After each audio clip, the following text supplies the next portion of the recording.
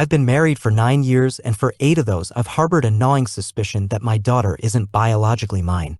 I finally gave in and got a secret DNA test, and the result blew my entire life apart. Hey guys, and welcome back to my channel. Today we have a new story from Reddit, and without further ado, let's get into it. Let me preface this by saying I never imagined I'd be the kind of man who doubts the paternity of his child. I thought those were just stories, men being paranoid or insecure or influenced by bad friends and worse Reddit threads. But here I am. I'm 34 years old, married to my wife Sarah, 35F, and we've been together for 11 years, married for 9. We met through mutual friends at a small concert, clicked over our mutual love for obscure indie bands, and had this whirlwind romance that felt like a movie. Sarah was electric, smart, sarcastic, gorgeous, and totally confident. She had this way of taking over a room without trying. I was hooked. Our dating years were mostly smooth, though we had the usual fights, mostly about trust, funnily enough. She was very social, had lots of guy friends, and traveled a lot for work. I never accused her of anything directly, but I remember times I felt uneasy about how close she seemed to some people. But I told myself I was just being possessive or insecure. I loved her. I wanted to trust her. We got married 2 years into the relationship. It was beautiful, expensive, still paying some of it off, and felt like the beginning of everything. About 10 months after the wedding, she told me she was pregnant. We hadn't exactly been trying, but we weren't preventing either. I was thrilled, scared, sure, but mostly excited. When Emma was born, I cried. I mean it, full-on ugly cried in the delivery room. She was so small, so fragile. She looked up at me with those massive, icy blue eyes, and I was stunned. Both Sarah and I have brown eyes, dark, dominant, Mediterranean looking, but Emma's eyes were this piercing blue. Nurses said it could change. Babies are born with blue eyes sometimes. Fine, but they never changed. That was the first red flag. I mentioned it to Sarah once, lightly, and she immediately got defensive. Said her grandmother had blue eyes. You're not seriously questioning her paternity, are you? She asked, laughing, but with this edge in her voice that told me not to bring it up again. So I didn't, but the doubt never fully went away. Over the years, more little things added up. Emma didn't look like me, not even a little. Her jawline, cheekbones, eye shape, everything screamed, not yours. Sarah would post baby pictures of herself and Emma side by side, all the I-am-e, mini-me she called her, but never once did she post a comparison to me. Friends would comment on how much Emma looked like Sarah. No one ever said she looked like me, not once. That stung more than I like to admit. At first, I thought I was being ridiculous. I mean, kids don't always resemble both parents, right? And besides, I was there when she was born. I was there for every first step, every lost tooth, every scraped knee. I loved her. I was her dad, but love doesn't silence suspicion. Around Emma's 6th birthday, I noticed something else. Her personality. She was distant with me. Polite, sweet, but disconnected. We didn't have that spark I saw in other father-daughter relationships. She clung to Sarah like glue, but was always a little more formal with me. I chalked it up to me working long hours and being away a lot,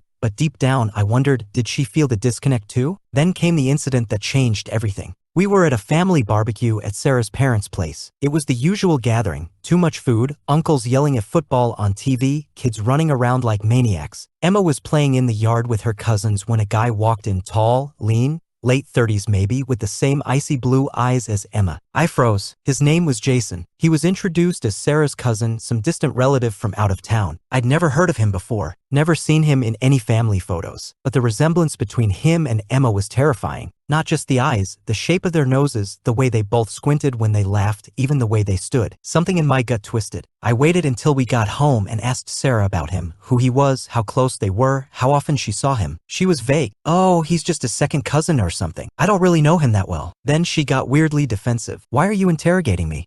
Are you seriously jealous of my cousin? That night, I lay awake for hours, staring at the ceiling, and the idea began to root. What if she wasn't just being vague? What if Jason wasn't her cousin at all? I didn't act on it right away.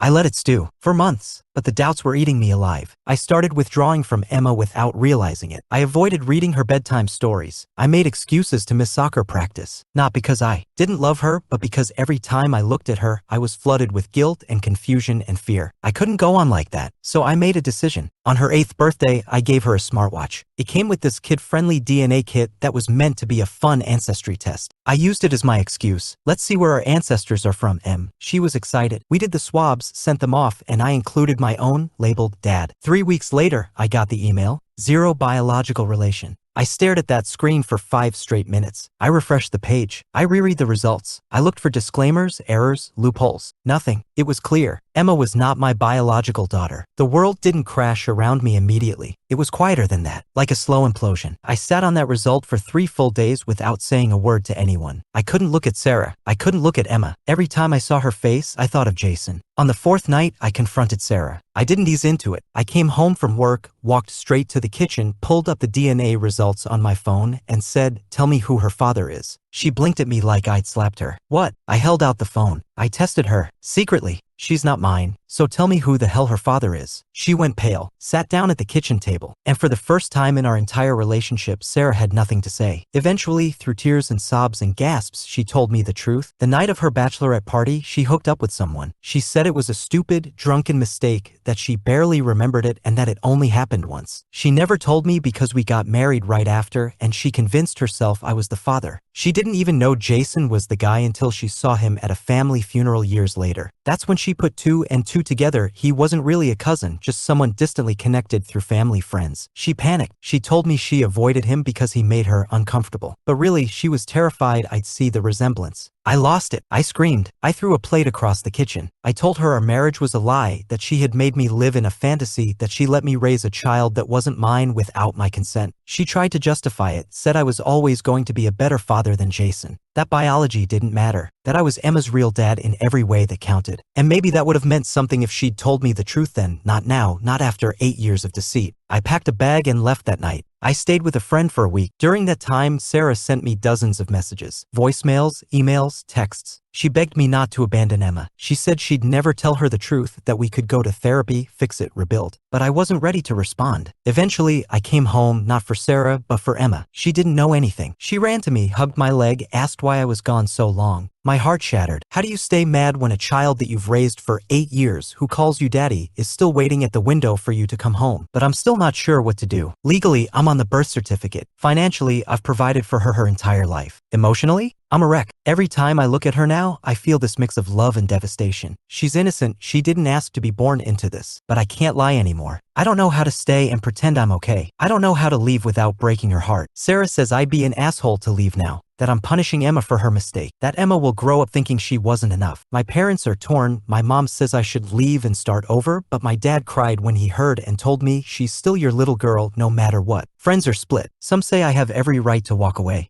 Others say I'm the only dad Emma's ever known and walking out would emotionally destroy her. So, Reddit, AITA? For DNA testing her behind Sarah's back? For not knowing if I can be a father to a child that isn't mine? For possibly walking away from a child who loves me? I don't know anymore. Thank you guys so much for watching and making it to the end of the video. Don't forget to leave a like and comment down below what part was your favorite and what you guys would like to watch in future videos. Subscribe with notifications on. And again, thank you guys so much for watching and see you in the next one. Bye.